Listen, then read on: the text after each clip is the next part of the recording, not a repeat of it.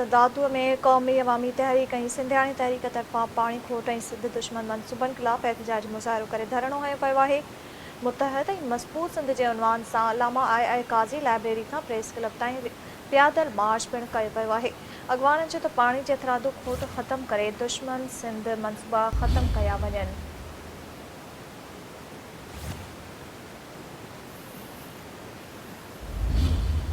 अहम ख़बर खां नाज़रीन तव्हांखे आगाह कयूं पिया।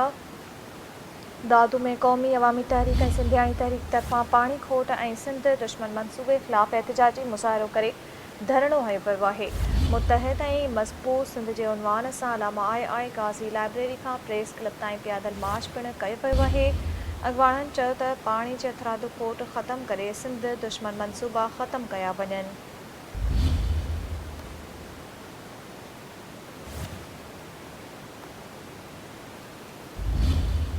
दादू में क़ौमी अवामी तहरीक ऐं सिंधियाणी तहरीक तरफ़ां पाणी खोट ऐं सिंध दुश्मन मनसूबे ख़िलाफ़ एहतिजाजी मुज़ाहिरो करे धरणो हयो वियो आहे।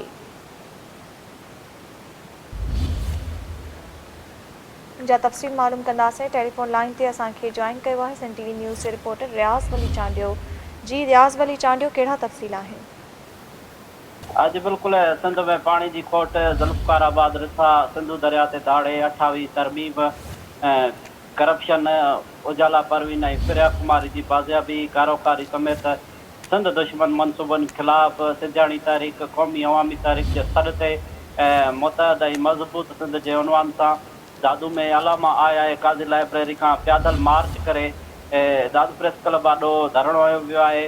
पियादल मार्च में जेको आहे वॾे अंग में औरतूं, ॿार ऐं ॿिया माण्हू शामिल हुआ। जॾहिं त उन मौक़े ते सिंधियाणी तहरीक जी जेका आहे अॻूणी मरकज़ी सदर ज़ीनत समो, अमीरज़ादी बिरामाणी, अज़रा रिंद, कशफ सोलंकी, क़ौमी अवामी तहरीक ज़िले दादू जे सदर सूमत चांडियो एडवोकेट, मीर कोसो एडवोकेट, मनोहर जतोई ॿियनि चयो आहे त सिंध खे औरतुनि, अक़लियतुनि ऐं ॿारनि लाइ क़तल गाह बणायो वियो आहे।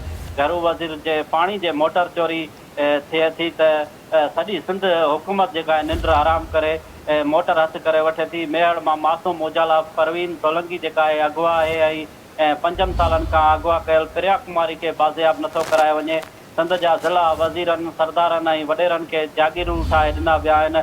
करप्शन, लाक़ानूनियत जो राज आहे। ज़ुल्म ख़िलाफ़ मुतहद ऐं मज़बूत सिंध जे उनवान सां जदोजहद करे सॼी सिंध खे गॾु करे रहिया आहियूं। उन्हनि जो वधीक चवणो हो त इरसा पाणी चोरी में सहूलियतकार आहे। हिकु तरफ़ सख़्तु पाणी जी खोट आहे, ॿिए तरफ़ पंजाब सॼो साल जेको आहे चश्मा ऐं तोसा केनाल हलाए पाणी ते जेको आहे दाड़ो हणी रहियो आहे। इंडस रिवर सिस्टम में ज़रूरत जेतिरो पाणी न आहे, उन बावजूदि बि जेको आहे सिंध दुश्मन केनाल ऐं डैम ठाहिण जूं साज़िशूं जारी आहिनि।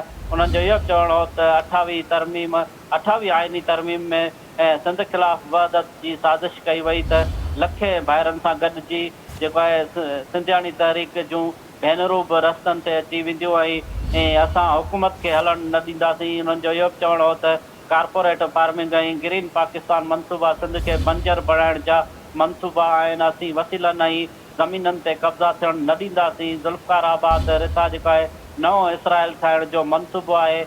उन्हनि जो चवणो त कारोकारी जा कूड़ा इल्ज़ाम हणी बेगुनाह नियाणियूं क़तल कयूं वञनि थियूं, ज़बरदस्ती अगवा करे नियाणियुनि जूं शादियूं करायूं वञनि थियूं।